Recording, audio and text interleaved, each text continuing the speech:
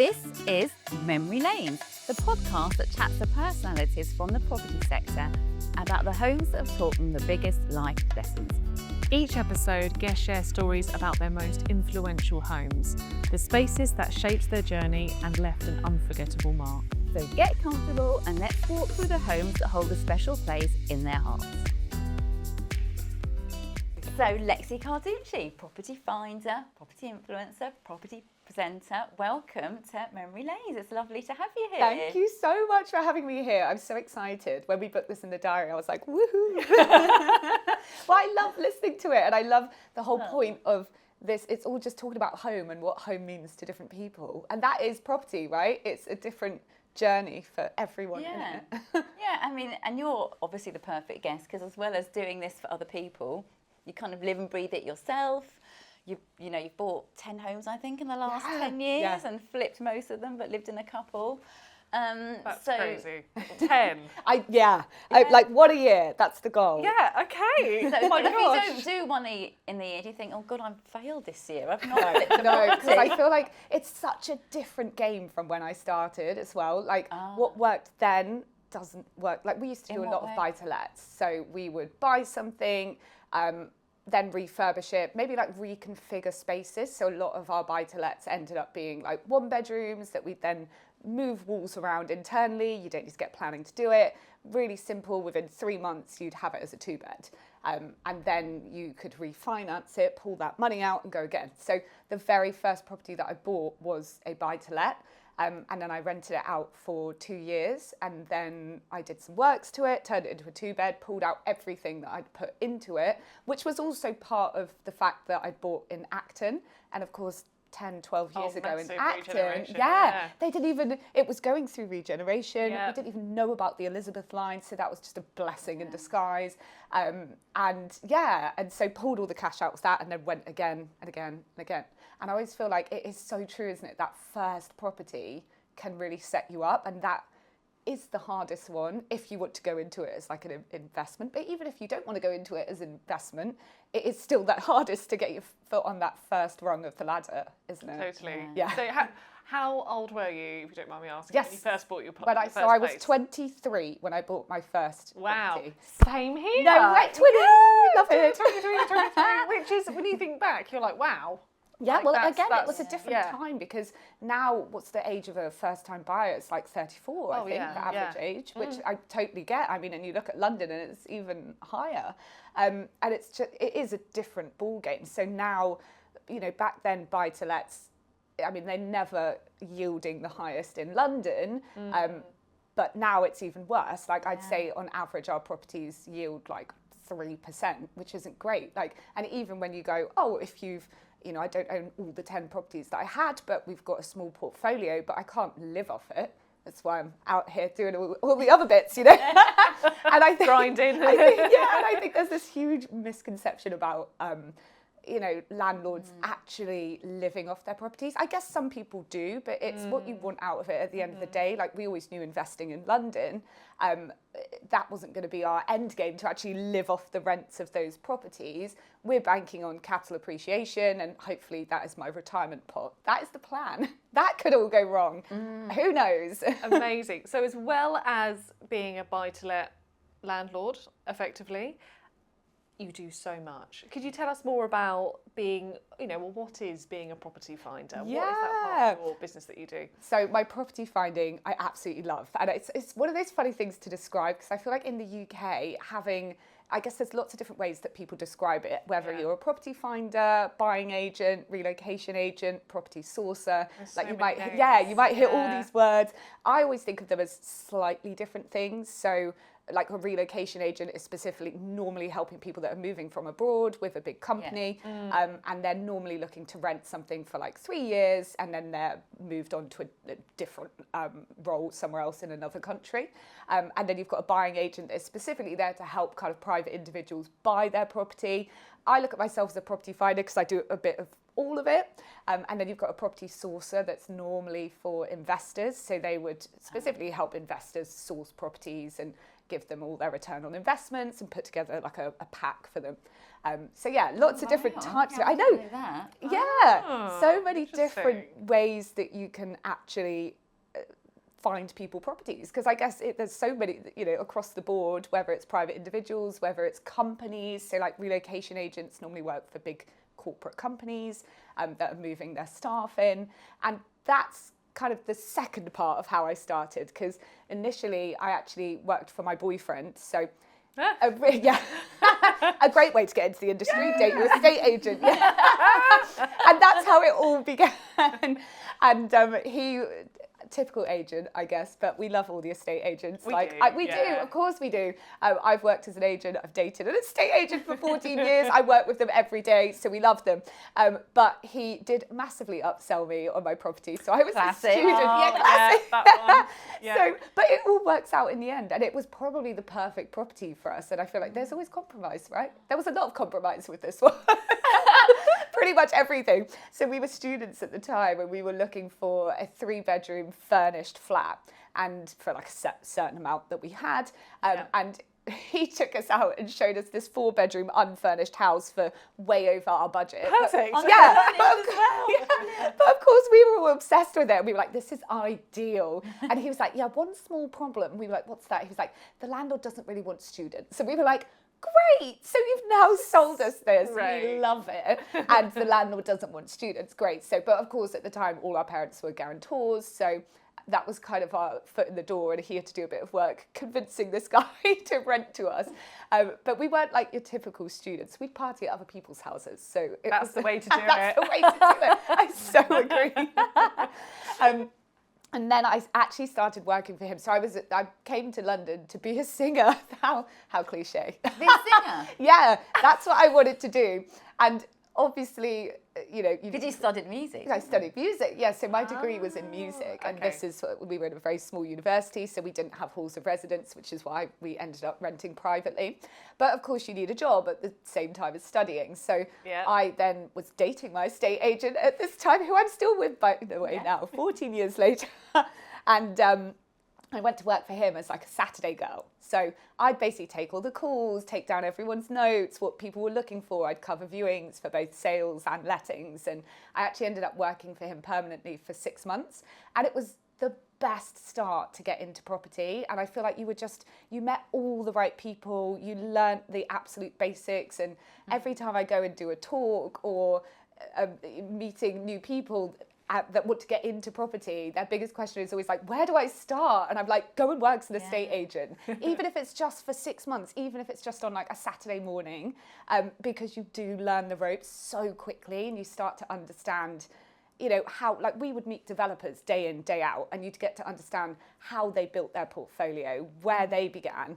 And it's seeing someone that, for instance, there was a lady that I used to work with a lot who was a developer, and she owned like 67 properties. Whoa. And you instantly think, well, I'm never going to get there, because you're like up here. Yeah. But then when you sit down and start talking to her and then learn where she began, you're like, oh, okay, now I get this. it. It's like taking small steps, and it's exactly like I said, you buy your first, like my first property that I bought was a buy to let, which is quite unusual, but I was living somewhere at the time that I loved, but I knew that I wanted to get on the property ladder, but I didn't want to give, I loved where I lived, and I didn't want to give up living there, but at the same time I was like, you would never think as a first-time buyer, I'm going to buy a buy-to-let. Tough. There were about 2 lenders that would actually consider lending to me. Really? Because normally if you get a buy-to-let mortgage, they will give it to you based on the rent stacking up. So it's not necessarily looking at what you earn, but because I also didn't have any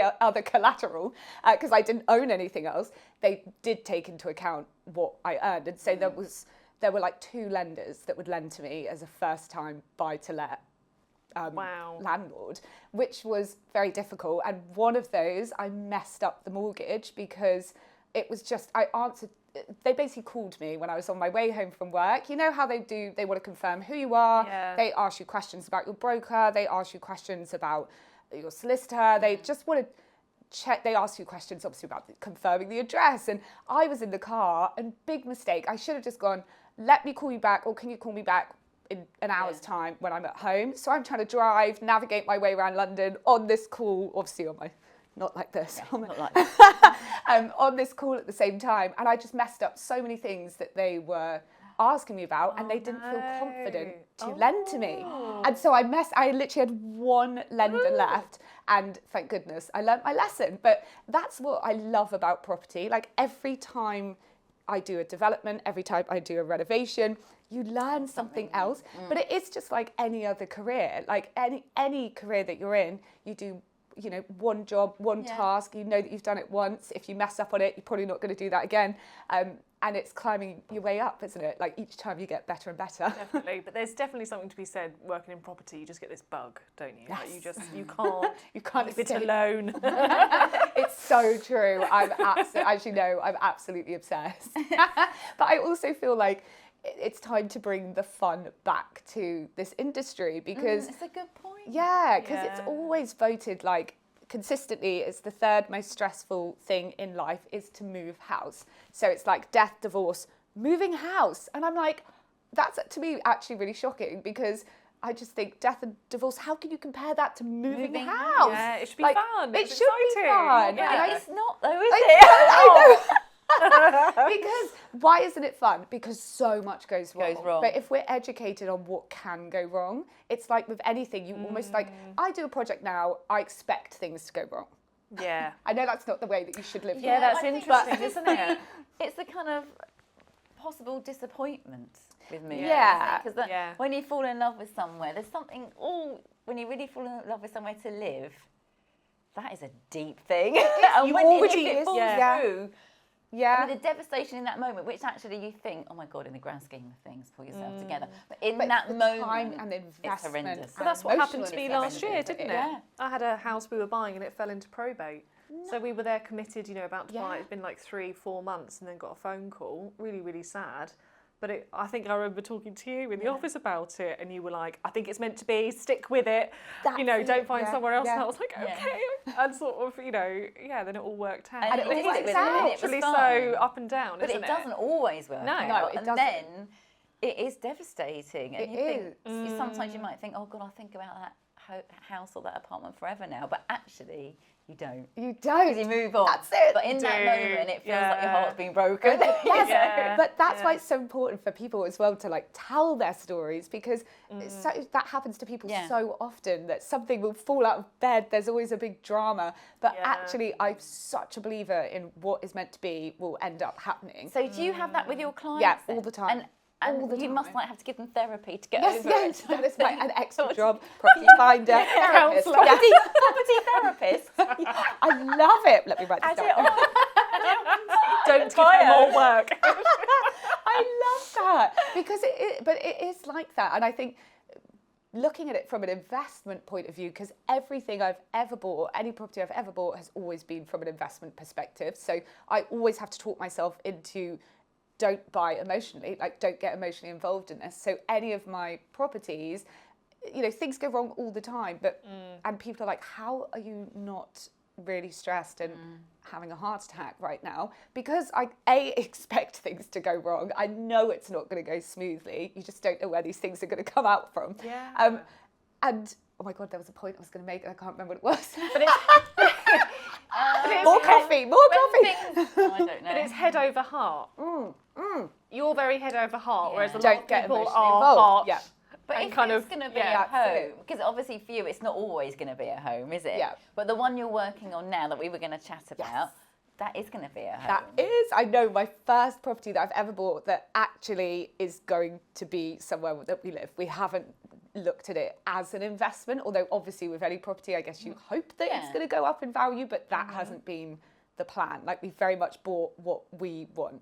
And it's so exciting, but it's way more stressful. I really underestimated. I really underestimated the work, and I think I'm pretty easygooing. I think I'm a quick decision maker. Yeah. I think I'm quite relaxed and I'm not picky. It's like a dating resume when it comes to houses. But with this property, it's literally taken Turns me out since you are October. picky. Yeah, it turns out I'm really picky, and it's taken me since October to decide what floor to have. Like That's a really reasonable amount of time, I would say. You're going to live with it. That's the thing. And I also want it to be, you know, very different, quite cool. Like what we've bought is a 1970s townhouse. So it's not Fun. like, it's fun. It's not everyone's cup of tea. It's probably not my personal favourite style of property. It's, you know, they're not that cute, right? They were kind of, I guess, houses at that time and properties of that era were very much built quickly. They're built well. Like everything in it is concrete. Solid Great. walls. Yeah, very solid. But wasn't, you know, thinking about, you know, when you go back to like the 1920s and the 30s and you think of like Art Deco, like everything was so sculpted and beautiful and all these curves. And it's boxy and I guess it serves a purpose, but it's not what I'd necessarily choose to live in. But at the same time, we picked it based on its location, it's where we want to live. Our goal was to have some kind of water view, which you don't get often in London. Oh, wow. And it looks at this little marina and it makes me feel at home because I grew up by the sea. So there were things like that that really like ticked all the boxes. And for me, like everyone's always got their list, haven't they? Like everyone's always got those non-negotiables. My non-negotiable was I have to be facing south. I need the sun I'm like that. in my life. Which cancels I out need the suns. 75% of your home search, doesn't it? You're like, It really does. And I would not go and view stuff. They were like, I was always like, what way's the garden facing? Oh, I'd be exactly the Question same. number one. oh, right. What Is way yours does- south facing? Yeah. I like. can't- Yeah. I What think- way's yours? Oh, I don't know. I think mine's I like bet it's northeast or something. No, I bet it's not because I think you'd know about it. Like my house at the minute Oh. faces north, and Yeah. I was like, why am I never tanned? Why am I never sat outside? And like, I'd go to my friend Edie's house, and her garden faces bang on south, and it's so hot. And then I'd get back to my house, I didn't even know the sky was blue. Like it was, it was just facing the complete wrong way, and that to me was very much like. And I'd be one of those people that would hop around the garden. So my sun lounger would get dragged around different places in the garden, trying to find a little slither of sunlight. Whereas if you face south, you pretty much got it all day long. So that was my big thing. My boyfriend's big thing was he had to have a garage. So they were that. It ended up. When we looked at, you know, where we wanted to be within this radius, which we also weren't flexible on, like we wanted to stay where we are in our area. Again, see, not picky, right? Yeah, not picky, very easy going. Really chilled. I'd be a nightmare for if I had a property finder. They'd be like, Lexie, compromise. But yeah, it really narrowed it down to like this one development. And and we bought this one for ourselves, and I'm so excited. And also, we can go OTT on the interiors. I feel like that makes up for the exterior. So you're like, come on in, Of course, come on and in. that's what I feel like the charm of mid-century homes are, because they all look a bit unassuming from the outside, but then inside you Yes. Wow. you Just can, don't know it's what got the you're bones gonna to do whatever you want with it, so you Yeah. can really have a lot of fun. I cannot wait to see like the finished product, and we're going for like that Mediterranean villa vibe, because one of my goals is to live abroad. Like I don't even know where, but I'd like to go on an adventure to explore different areas to find out where I'd like to live. TV program. But yes, there is. yes. Oh, I yeah, think there's a yeah, TV show in this sure. too. Pick me. So yeah, I don't really know where it'd be. I'm imagining like south of Spain, south of France, Somewhere Italian sunny, Riviera, obviously. somewhere hot, South and sunny, facing. Yeah. south facing, somewhere that I can drive to really easily with the dog, so I don't have to think about getting her on a plane. And since that's not happening anytime soon, I thought I would bring my Mediterranean villa to West London. I'd love to I live love looking that. over water. Yeah. And that's Oh, nice yeah. that goes back to where you grew up in Devon. Yeah, exactly. It does. It gives me that. I just feel like I'm at home, and I guess that is like when you feel at home somewhere. It's a good sign, right?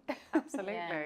So that was your first property that you brought with you today. So do you have another one that you want to talk about? Yes. So my other property, I mean, so many of them and have so many different stories. Yeah. But I guess the other property that I always feel will be with me in some way is my bungalow project. So it just has so many stories in it. It was one of those roller coaster properties where I'll tell you the stories and you'll probably go, Oh, please do. okay, Yeah. is this true? Or are you actually making this up? Because it was just one madness thing after another. So the funny thing was how we first bought the property, because we lived on one street in West London and we loved it there. And we used to walk past this bungalow every day. And it was literally like 10 doors away from where we lived. And nothing was happening to it. It was overgrown. There were no work starting. Windows were smashed. And we were like, what is going on here? So one day we did a trespass and go, the gate was open, you know, we could have been delivering something. And the whole place was disgusting, and we walked down the driveway, and around the back of the house was an estate agent board, and we thought, okay, so at some point this has been sold or been trying to be sold. So we called the agent, and they said, oh yeah, it's actually been under offer subject to planning for 18 months. So someone had basically, it had been agreed by a developer, they wanted to take it, but they wanted to get planning on it because they were going to demolish the site and put up something else. So we were like, okay, we knew it was a good plot of land. It was like a corner plot. You had this old dilapidated bungalow on it. Everything else on the street was these kind of big grand houses. So we were like, there's definitely something that could be done on this site. But the way that we packaged up, we said to the agent, well, we want to make an offer on it. We are a couple, we live down the road, we're looking to upsize, we're not going to do any development work to it, and we're ready to take it right now. We don't need to wait for planning.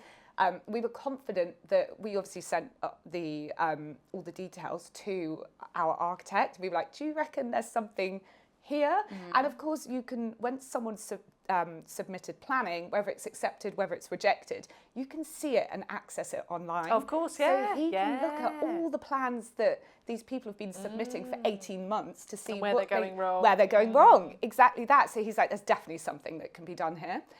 So we offered less than these developers had, but we could take it straight away. And the person that was selling it pulled out from the developers and said, nope, they want to go with us. So we managed to scoop that one up, which was great.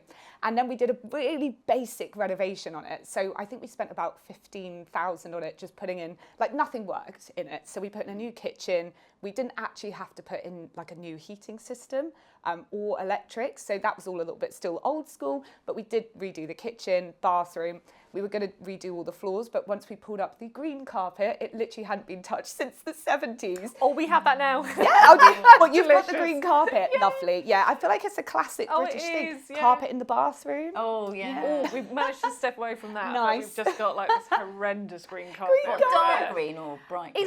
It's a horrible like green, and it's got like squares green, into it. Oh, yeah. Do you know what I mean? Interesting. Yeah. Oh, it's like pub carpet. Yeah. Well, we ripped that up thinking we'll put down something else, ripped it up, and there was this lovely parquet flooring underneath it. So that saved me a load. What a win! This is what I love about property. You just never know what you're going to find. Put carpet over. Over the parquet. So sad. But talking about things that you never thought you'd find. So we actually lived in that property for 5 years. It was supposed to be about 2.5 year plan, we thought, that we were going to be living in it for. Turned into 5 years because COVID hit in the middle of that. We had to go through 3 rounds of planning. It wasn't as easy as we thought to get planning. And of course, all of that costs you. But the beauty of that was that we were living in the property at the time. So it's not like it's just sat there and we're paying our mortgage on it, because we were living in it where we needed to live. So that worked really well in our favour. But yeah, we had to go through 3 rounds of planning. We had to go to planning committee, which in my opinion was like going to court, because there was so much public interest in it. Why? We had 57 objections. Stop. Our neighbour was just, oh my goodness. So the first day we bought it, we were moving in. I get this knock on the door. I went to the door and it was our neighbour. And I knew it was our neighbour because I'd seen them around or seen them in the garden. And I thought, oh, that's nice. She's come to say hello, welcome. She was like, hi, my name's, let's call her Karen. My name's Karen. And I'll be the one rejecting all your plans. And then turned around and walked away. And I was like, nice to meet you, Karen. Oh my goodness. Oh my God. Mad. So from the beginning, we knew she was going to be trouble. Yeah, and she you reckon? basically riled up the neighbourhood. We had 57 objections, which meant that we had to go to planning committee because there was so much interest in it. And then to be sat in planning committee with all these neighbours behind you that were... So what plans were you trying to do? So our plans, it started with 5 flats. So we were going to knock down the bungalow and put up a block of 5 flats, but in keeping with the rest of the street. And it's in a conservation area, so you had to be, they wanted all what bricks you're going to use. They wanted all samples of what window frames you were going to use, the drain pipes. It was really, really thorough. So they, you can't go wrong with what the building was going to look like. It had to be in keeping with everything on that street. So what was their objection then? Everything you could possibly imagine. It was things like the windows are too big, it's too tall, it's not green enough, there's not enough trees. But you couldn't do anything right. But the thing is, and what I learned, like this is what I love about property, because you learn on each job something new, is about planning. As you can have as many objections as you want, but if they're not relevant, it actually doesn't matter. So all these things that we had to go to planning committee for were solved so quickly because they were irrelevant, basically. And planning is like a box ticking exercise. So as long as you tick those boxes, you can't really go wrong. And my friend Martin Gaines, so he writes a lot of stuff for different newspapers about planning, and he'll solve people's like planning problems. He has a book which is called How to Get Planning Permission, nice and simple. And it's so good. I mean, that book, when we were going through these plans, I was like, oh, okay, it's actually quite straightforward. People think it's quite complicated, but actually, as long as you tick those boxes, you can't go wrong. So yeah, so that was a big learning curve. So that was that. And then we got a bit greedy, because then we thought, okay, we can push these boundaries. So then we went in to do a basement, but then they came back and said that there was no precedence on the street for other basements. There is other basements on the street, but they are in houses. So then we thought, okay, well, we'll put a house with a basement one side and 3 flats the other side, which we actually got approved. And by this point, we'd been living there for so long that we were like, well, we'll take the house and then we'll rent these 3 flats out. So that was our plan. Anyway, the day we got planning permission, we got a letter through the door from another developer who'd seen that we'd got approved on planning permission and offered to buy the whole site with the plans. Oh, wow. So we were like, oh my goodness, we didn't actually even think of this. And of course, then by this point, we've gone through COVID. Everything's gone up in price. Labour's gone up in price. Materials have gone up 30%. And you're probably fed up with the whole thing. Like, yes. Were you a bit over it? We were a bit over it. It was just going to cost us more and more. Like our profit margin was like every day. And so actually we were like, hey, we never really thought of this. We thought we were a bit locked in. So we thought, okay, let's go ahead and sell it to someone. So we put it on with a developer's agent. We had 30 people come and look at it the next day. Yeah. And then we basically played a couple of people off against each other, picked the highest bidder and who we thought would move quite quickly. They said they were a cash buyer. They were checked for the cash. We were like, great, done, job done. Then they asked us, so many stories, they asked us to demolish the bungalow. And we were like, well, that is a little bit weird, but okay, maybe they're planning to do something that is not quite by the books, but let's not ask any questions. And if this is going to be make or break, that's fine. We can get this bungalow down in 2 days. So, and by this point, we were due to exchange, we were due to complete. So they basically wanted us to knock it down between exchange and completion. So people will probably be able to figure out what their plan was in regards to stamp duty. Because obviously if you're buying something that's not livable, i.e. something that's not there because there is no property, you wouldn't pay stamp on it. So that's what we thought that they were trying to do.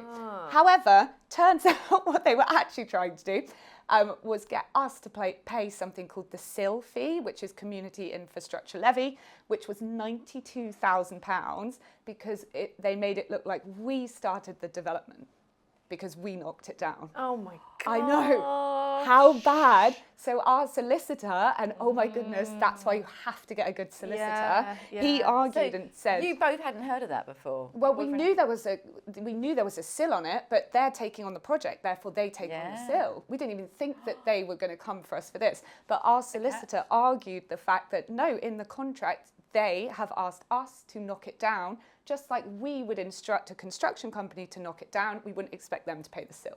We're basically the construction company.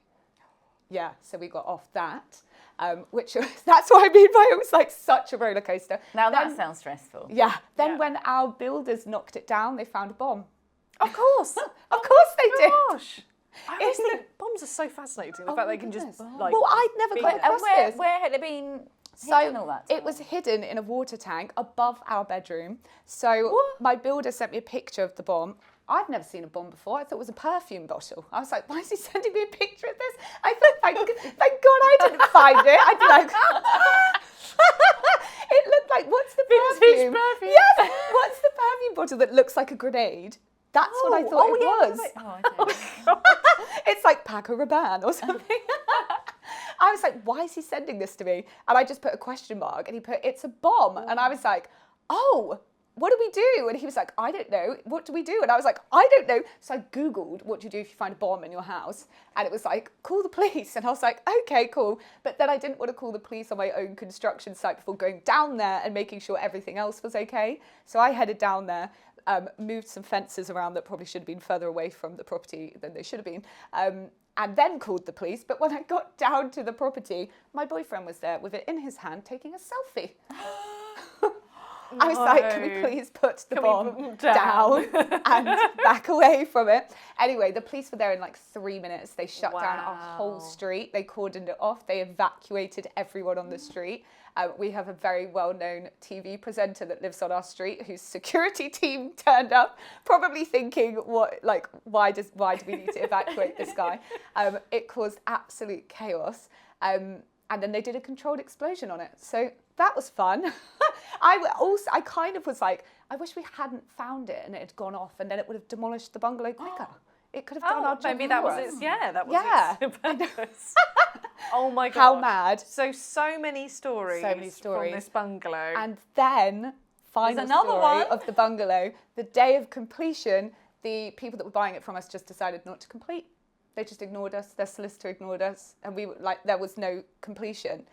So we went back. This was on a Friday. We heard nothing all weekend. Our solicitor on Monday, we called him and was like, "What do we do?" Like, in all my years of property, never had this happen. Yeah. In my boyfriend's estate agency, never had this happen. And our solicitor was like, "You've got two options. One is that you serve them a notice to complete. That means they have to legally complete in 10 days. If they don't, you keep their deposit, which was quite a large sum of money, and you get the land back. By this point, it's land. There is no house on it anymore." And we were like, okay, well, that sounds like a reasonable option. He was like, or secret option B is that you just renegotiate the terms. So you're in a good position right now. They're not going to want to lose that money. Like, their deposit was like £140,000. So they're not going to want to lose. Was there a reason for doing that? This was why we were like, what is happening? Because they were cash buyers. So we looked at our solicitor could look at, was it land registry? There was something that he could look at that would show who had taken out any lending on that address. And someone had a second charge on the property, which meant it wasn't from us. So someone is trying to finance the property. But these people have told us that they're cash buyers. So we're like, they don't have the cash. That's what's happening. But actually what was happening was that they were doing a deal in the background called property trading, where they were selling it on between exchange and completion. So they had another buyer lined up who would actually complete on it. But they were the one holding everything up, who was actually a footballer, interestingly. Oh my God. Mad. That is a journey. But this is when we were like, oh my goodness, we're going to then, because we're thinking worst case scenario here, we're going to complete in like 10 days time, but at least we'll get their cash. But now we've got a plot of land to sell. We can't even live in it. We can't make any money off this, and it's going to take us another 3 to 6 months to sell it. So not in a good place. But the secret option B was renegotiating the contract. We had them kind of backed into a corner because they are not going to want to lose out on that money. They've already had to pay that SIL fee. So they're in a bit of a hole. So our solicitor was like, just name a price. They're saying they're going to complete in the next 7 days. So tell them you want X amount of money per day. So we were like, okay, fine. And the money that we were getting from that was going to be going into another investment anyway, which we were then losing out on. So we said, we want £2,500 every day you don't complete. And they were like, yep, that's fine. We'll do it within 7 days. It took them 45 days. Oh my gosh. Yeah. Wow. And they paid because they had to. Yes, because that was in the terms. That's in the terms. Oh my gosh. Wow. So kind of So one from that it. is very That's why I bought a clever. new house. Yeah. That is very clever. So to Isn't go that from mad? that to somewhere a bit more settled, I can totally see the mindset now. That made me. So we had a pipeline of bigger projects that we were going to do, and we did exactly the same with those. We just sold them with the planning gain and took the uplift on getting a good site, applying for the planning permission, and selling it on to someone else to do and have all the stress of doing it. And I'm just going to go back to doing flip projects. So that's where we're at. Oh my gosh. Isn't that nice? That was though? a really madness. bumpy road. What a roller coaster. At Happy some points I was ending. like, I'm losing so much money. Sometimes then you're like, oh wait, no, we're winning. Oh no, wait. Oh no, wait. You could write a book. It was chaos. And this was all happening over Christmas. So every morning we'd wake up either in a really good mood or in a really bad mood. And that's just the game. Like either laugh or cry situation, basically. Oh my god. And then it was a footballer. Yeah, I know. Okay. I know. Talk of the town. Oh my god. And old Karen next door must have been thinking, Oh, what is going on? She must have been livid. I think she was absolutely livid. And right now it's still a building site. They've basically dug a hole in the ground, left dear. it like that. But every night, It's still like that. yeah, no one's done anything with it. It's a sign of doom. Yeah, but that makes me sad because I'm like, oh, It is a great. it's a good Yeah. opportunity, but I don't know what's happening because I have nothing to do with it anymore. Yeah. But I walk past it every day and I'm kind of like, oh, but I can't wait for someone to actually do it and then be like, oh, I can't wait to see what someone does with it. Yeah. It's like passing the baton on. Like, Yeah. you'll go. Now it's your turn. But yeah, Karen has the big security lights that come on at about 6 o'clock every evening and shine right into her house. Serves her right, quite frankly. She needed it. Well, I'm sure you could give us so many more stories about this bungalow, but I think we're having to come to an end Yeah. for this I one, know. so, which is so sad because I feel like we could just talk about more. Oh my God, we'll do part 2. Yeah, definitely. We want to know what happens to Oh, the yeah. bungalow 100%. eventually. Yes, We'll have to so do a I. revisit or Yeah. So do I. And we'll have to talk about the 1970s townhouse, which I haven't figured out what to call yet. I'm thinking like Mediterranean Villa or Casa Carducci. Oh, or Casa just, Carducci. yeah, every or just day. the townhouse. Oh, Casa Carducci. I mean, it's got to be fantastic. Casa Carducci. I mean, does your boyfriend get a say in this at all? No, okay, fine. Casa That's great. Carducci. But I would like it printed on the front, so it would be like Casa Carducci. Really big and Yes, exactly. Lit up with lights from all angles. Let's hope there's not a Karen next door. There already is. Oh, no. Yeah. They told me yesterday they hate my fence. I know. How sad. Didn't take I did no ask offence. if they on liked it. Instagram, I so- liked it. I It was liked amazing. I it. love the way it. Yeah, it's called barcode fencing, and Yeah, it's like barcode all. fencing, It's that's just a it. bit all over the place. But I personally love it. But I did make the mistake of asking her if she liked it, and she went no. I was like, okay. Now you know. A lesson. I there. learned another lesson. Don't ask Yeah, anything never ask to the anyone. neighbour if they like what you've done. Yeah, no. Do you want to ask the final So the question? final question that we Go ask for every it. guest is, can you kind of name 3 things that you associate with home? Yes, words. I think. Wait, I wrote it down. No, because they were good ones, and I can't remember what they were. Hang on. Not the shopping list. No, it's. Oh my God! Oh, here we go. Right. Would you like to ask again, Alice? So we always ask every guest to name 3 words that remind them most of home. Okay, number 1 is relax, because I do feel like when you walk in the door at home and you're just like, oh, I'm home. Yeah. Even if you've been out and had a good day, it's just that feeling. Kick your shoes Yeah. off and you're in your own space. So that was my number 1.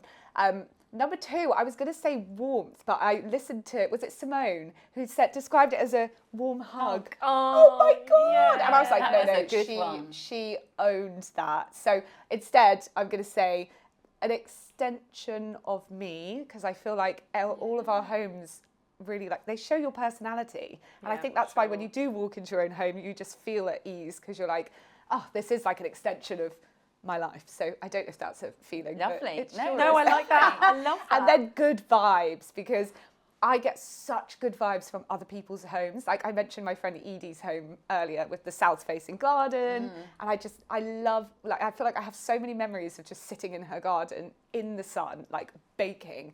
And then my friend Irma, she's got this really lovely kitchen island. And sometimes you go into other people's homes and you're like, I remember so many good times there. Yeah, you get lovely homey Yeah. feelings at other people's Just homes, like don't good you? vibes. Yeah. And I now, really- now that's Edie nice. can come and sit on your Yes, south-facing exactly. patio. Well, what's so funny is that Edie's mum used to live in this development where I've bought. So yeah, so it's like that's so full funny. circle. Yeah, Lovely. mad. So yeah, she will definitely be coming round, and that's what I want people to think of my house. Like, oh, we had good times there. Like I go to Lexie's for tequila around the bar. Sounds great. Yeah, come round. Yeah. This has been brilliant. Thank you so much, really Lexie. nice. Thank you for having me. Thanks so much for watching this episode of Memory Lanes. This podcast is brought to you by the Oracle Group and Define Creative.